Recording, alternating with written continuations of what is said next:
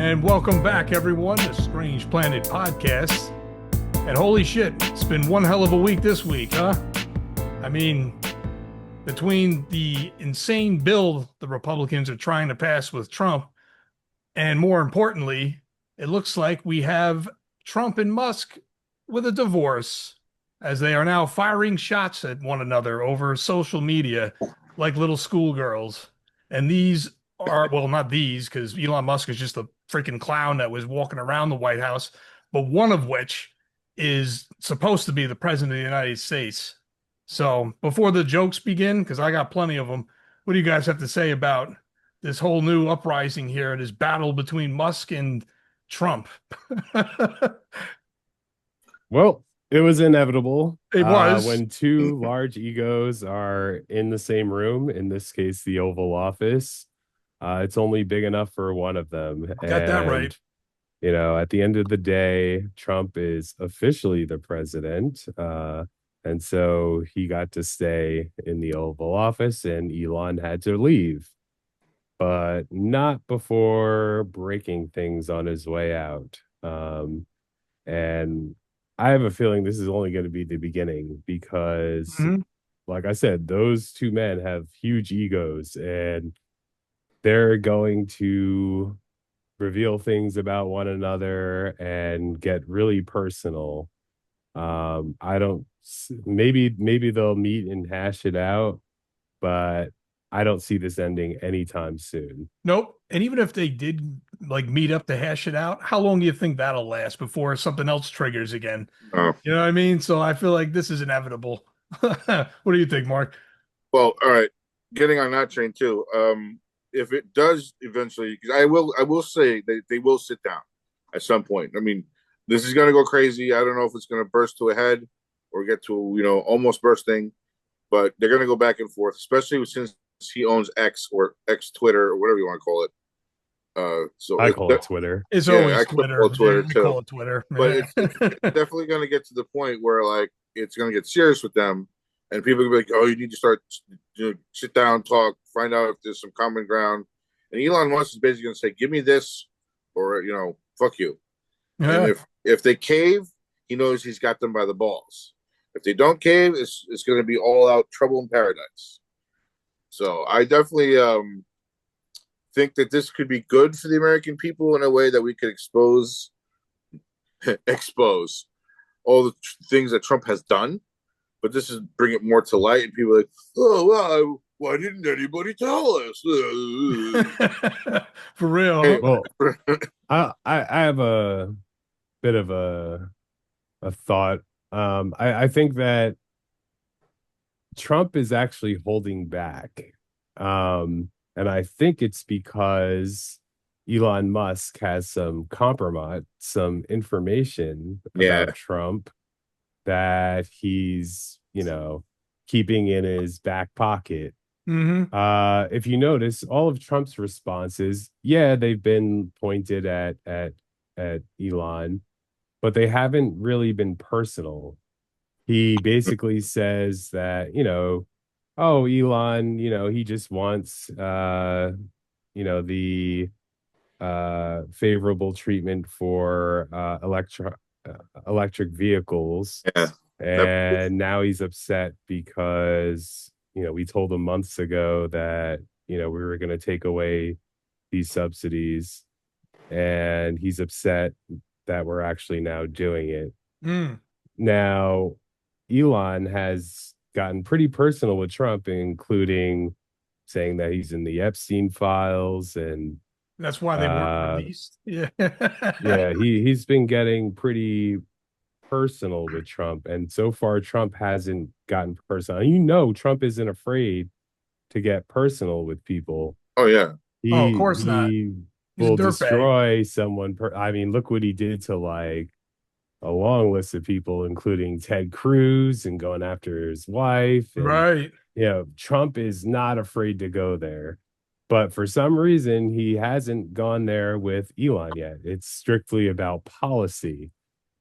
When is Trump ever about policy? Ever. Yeah. Good question. So I have a feeling that Elon knows something. either that or it's a smokescreen to distract everyone from this big, beautiful bill. Exactly. That's what I was going to get at. That was my next big statement. and beautiful. And it 'Cause puts this- all the money in our pockets. I mean, your Right. pockets.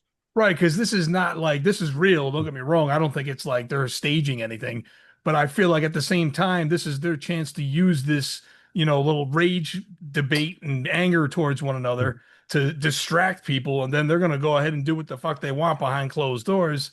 And then next thing you know, that bill's passed, and like what was it, 300, 400,000 Americans are gonna lose health care overnight. Oh, So it's much. It's much yeah, and more it's worse bad. than that. And that's only like just chipping the ice block, really.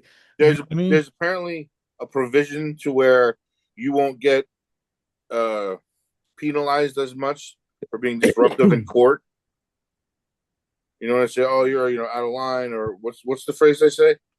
What are you talking about? Sir, if you don't such and such contempt. When you're in contempt of court, there's a provision there to like lean that off a bit, to where like people can be contemptuous in court and not really feel the burn. So it's like they're setting shit up, man. Oh yeah, pieces in place. Well, as many as 8.6 million people could lose Medicaid coverage by 2034. Oh yeah, wow. So yeah, only give tax cuts to the rich. Too. And let me remind people that the reason that a lot of people gained access to Medicaid was because of Obamacare. Yep. That is part of Obamacare. Obamacare expanded access to Medicaid. And that those cuts are going to reduce that portion of it. And yeah, I mean, there's no, since 2015, Trump's been saying that he's going to repeal and replace Obamacare. He's going to replace it with something terrific. He never told us what that terrific thing he has to replace Obamacare is. Nor have we seen it. It's been 10 years since he announced that, and he still has not, given us any detail on that. So right now, he's in the process of, dismantling another little chunk of it. It's not little because it'll affect, 8.6 million people, perhaps, at least. That's just for the Medicaid portion. But if Republicans don't need policy, all they're doing is running on anger and fury and just contempt for politics. This is also going to, sort of extend and renew the tax cuts that Trump did the last time. And, we saw how well that worked out. That was, it's just a big giveaway to the rich. Yep. And of course, some people in the middle class will benefit from tax cuts, and I haven't read that portion of the bill yet. No. I mean, we ain't gonna see nowhere near what the people will benefit. People will benefit. That's going to be a temporary benefit. But those benefits only temporary. Those benefits will be outlasted by this bill by probably a decade. Like Republicans, not closer than a decade. Like Republicans always do. What they do is they pass tax cuts for the rich and have that tax bracket. That's like a permanent tax cut for them. And then for the middle class, he'll do a temporary tax cut that has a sunset provision that is, right after the next presidential election. And so if a Republican wins, they can go ahead and renew those tax cuts. If a Democrat wins, then they're not going to renew those tax cuts, and then they'll blame the Democrats when the taxes automatically raise after the sunset provision kicks in. Isn't that funny how that works out? Yeah. So, and these tax cuts are expensive. It's not cheap to cut taxes in that amount. And after you already have done it for the previous 4 years, and then to extend it, that, increases deficit spending. And so then if the Democrats do renew it, oh, look at the deficit, you're blowing up the deficit. Mhm. Notice when Republicans spend money, and Donald Trump is, probably going to be on track to increase our deficit by a record amount. Like last time. Even though Elon Musk was supposedly trying to cut government, he found way less waste, fraud, and abuse than he had indicated. And so he basically found nothing. Mm. And so, yeah, we're not going to see the savings that was promised. And we're also spending a fuck ton of money. And so, it's going to be disastrous for not only this presidency in terms of the economy, but for the next presidency, whoever that may be. Right. And the crazy thing is, we're only 6 months into this disastrous I administration. know. And it's already looking like feels a like we're dumpster 6 fire. years in. Yeah, it's like a That's what it dumpster feels fire like. already. Like every month is a year. It's always something with him. Yeah. Say something stupid like, there's been so many clips for over the last, I guess, a month that we haven't, been on and doing stuff. So, and it's just, I wish I wrote everything down, because I'd have a list that looks like, your Santa wish list and shit. Or a CVS receipt. Like Exactly. It would be so long. It was like just the stupid shit he says, the stupid shit that they're doing, how many issues and problems he's running into. And we didn't even get into him cutting Social Security yet. Yeah. That's another thing that's going to happen too in that bill, I think. Yep. It's like Social Security, healthcare. I think the Department of Education is in there too. They took everything and just went, I'm going to take that and give that to them. You know what the funny part is? He started a trade war and then lost it. The war that he started with China. But the hilarious part was, if God forbid, what's that? Were you going to say something? Well, I was going to say that with respect to education, this bill eliminates direct subsidies from the federal government for undergrad loans. So, yeah, if you like a large part of borrowing money in order to go to school, like if you get a federally subsidized loan, that greatly reduces the cost of that loan compared to a private sector loan. Right. Yeah, so that's gone. So he's eliminating something that helps a lot of people to get an education. Wow. See, that's something you don't hear on the mainstream news very often, and you should. That's sick. You realize that? Yeah. Instead of building bridges, he's burning the ones we already had. Like, well, as Trump said, he loves the poorly educated. That's how we got there. We're gonna have a lot more of that. Well, the other thing that's going on with the whole trade war thing is like, his rich buddies have noticed, like, hey, when you start saying shit about the trade war, all the stocks go this way. So you let us know when you're going to change your mind afterwards, and we'll buy at that point. So then it goes up. Because they can do that, right? Yeah. If he says, oh, hey, tomorrow I'm going to give a statement about I'm backing off the tariffs, as the taco president will do. Taco. Oh, yeah. There was what member of Congress was that? Was it Marjorie Taylor Greene? That beast that like signaled that today is a good day to buy stocks, and then like a couple of hours later, Trump announced something about his tariffs that was actually favorable, like maybe they paused the tariffs or something like that, and stocks went up after that. So there's definitely a strong possibility of insider trading there, and that's not going to be the last instance of that, as Trump goes back and forth on his tariffs. 100%. That's just one aspect of it, them using it to enrich themselves, right? But it's just like completely destructive he says that the country's going to come here and make deals and whatever.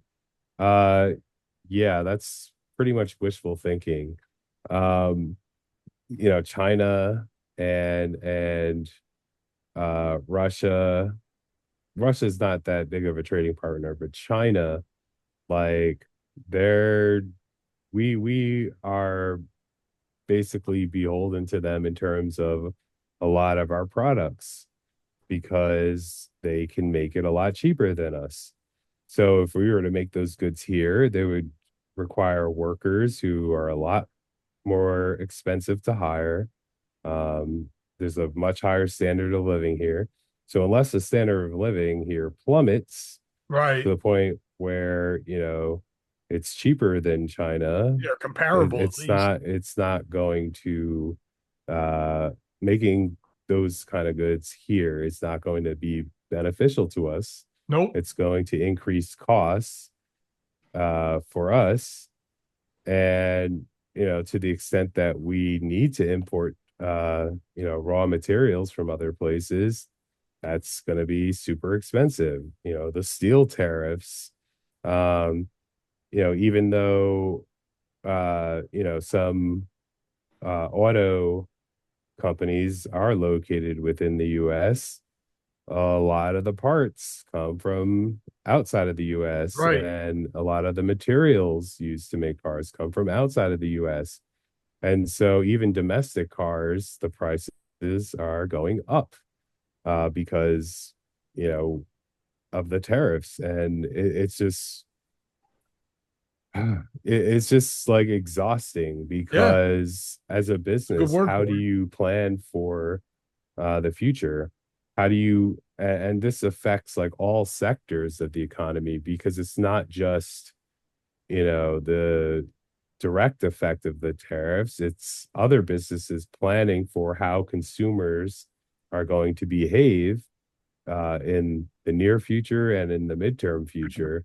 And it's hard to, buy, uh, you know, products that to stock your shelves or to, figure out prices when the policy is changing almost on a daily basis, and you Basis. can't Yeah. predict Real. what it's going to be tomorrow. Now, before Trump, we didn't have any of this shit. Right. We had a very stable policy. Right. Trump would argue that it was unfavorable to the United States. Okay. But if you want to manufacture things within the United States, then you want to have a plan in place for doing so. You want to, you know, replace goods that were manufactured outside of the United States. You want to have those goods already being produced in the United States, so the cost of goods won't go up in the interim while you're implementing these tariffs. He did not do that. He really has no strategy. At It's all. just, it's just like a sort of I don't know what his objective is. His Destroy the objective country, I is, think. I mean, if that's the objective, then it's understandable. Right. But It if he looks like has it. a strategic objective to make the United States a stronger economic power, I don't see I just don't see how this achieves that. Right. The United States was already the strongest economic power in the world. Okay. Was. And I don't see how this helps to reinforce that notion. It only detracts from that notion because now our allies are, sort of not trusting us, and Right. Which trust could is you blame them? something that you Right. need in terms of trade and partnership. And he's completely destroying that with his policies and his changing of policies. Yeah, you ain't kidding. And going back to what I was saying earlier with the tariffs too, it's like and like the with the tax cuts and stuff. And you're right. I guess technically the middle class will see some of it, but the hilarious part and the sad part about the whole thing is it's nowhere near close to the amount that the top 1% are getting. And basically, whatever they're getting, I mean, granted, if you have kids and stuff, you might get a little bit more, but you're going to end up just paying it all towards tariffs anyway because of this douchebag and his actions. You know what I mean? So in the end, what are you saving? Even if you do get it, No, well, like you're not. put it like this. Put it like this. The tax cuts are they only help just a marginal amount for a middle class, average family. Anywhere from like a few hundred to a couple of $1,000 probably. Right. At max. Now, sure, that can help. However, there are a lot more middle class and working class families than there are rich people. Oh yeah. And so the tax cut ends up being enormously costly because, it's a few $100 here, but it's for like, tens of millions of people. Whereas the tax cuts for the rich, yeah, they'll save like hundreds of thousands or millions of dollars, but there's not that many of them. So it actually costs less to give those tax cuts to the rich. But they're just like making out disproportionately in terms of how much it assists them. They don't need the assistance At all. They don't. But the middle class tax cuts are just to get the buy-in from the public and saying, "Oh yeah, we're getting something." So, and it does help, but it's a lot more costly to do that for everyone. And it's not like you would have to like increase the taxes on the rich, enormously in order to see like more than a marginal impact of benefit for the middle class. Tell you, man, like it's just as it progresses, I almost feel like how could we make 4 years of this? I don't know. Yeah, like how? I don't I see it happening. I I really don't. I see a dystopian future ahead of us where the middle class is slowly eating away into nothing, and we're all just poor, just Yeah, different it's either grades of poor and poor. rich. That's it. What Yeah. poor are you? I'm having an apartment poor. Oh, that's pretty poor. What poor are you? Oh, I'm living in Grand Central Station poor. Oh, that's poor. And eventually, it's going to get to the point where we either, as a society, break and either turn on each other or turn on something. I mean, there is history of this happening before, where people were out of rates and they just would do what they wanted to. I mean, nowadays it's a little different because we have enough police and military and stuff where we can become a military state, and then everyone has to stay in their homes as tank rolls around the street, and you get what the hell I'm describing, I guess, where we no longer have rights. It's to our factories and then home, making slightly less wages until we starve and die. Right. Cost of everything goes up except your wage. Yeah. But but on another note, this might actually be further talked in future episodes, maybe as soon as next week. But I was almost thinking, here's another idea I wanted to bring to the table. What we were talking about with the whole thing with Trump and Musk and them bickering like little bitches. Yeah. What cracks me up about the whole thing is the fact of how influence drives this country right now. Because those Yeah. two are fighting, I actually read earlier that Bannon is trying to tell Trump to cut Musk's like tax cuts and stuff off of SpaceX. And Oh, now he's right. considering about actually doing it. But you see the influence? That wasn't a Trump decision. That was Bannon doing it. So now what is Bannon, Well, the president? I mean, Like, no. I mean, obviously, presidents have always had advisors. They've always had people speaking into their ear.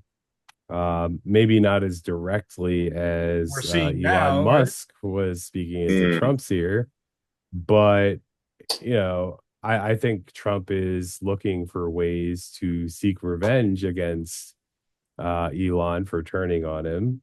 And so, of course, he's happy to hear from anyone, including, Right. of course, Steve Bannon.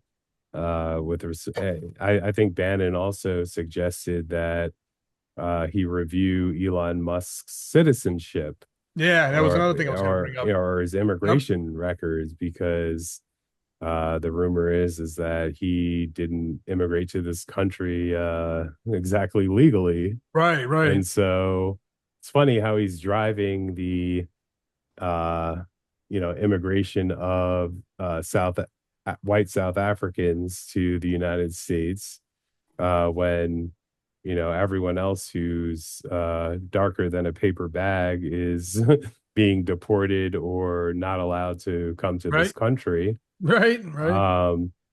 But Elon Musk himself, his immigration history is questionable, and so Steve Bannon was asking Trump to take a look at it, and maybe he should. I wouldn't lose any sleep if Elon were Kicked out. rounded up and given the Yeah, I hear same you treatment. there.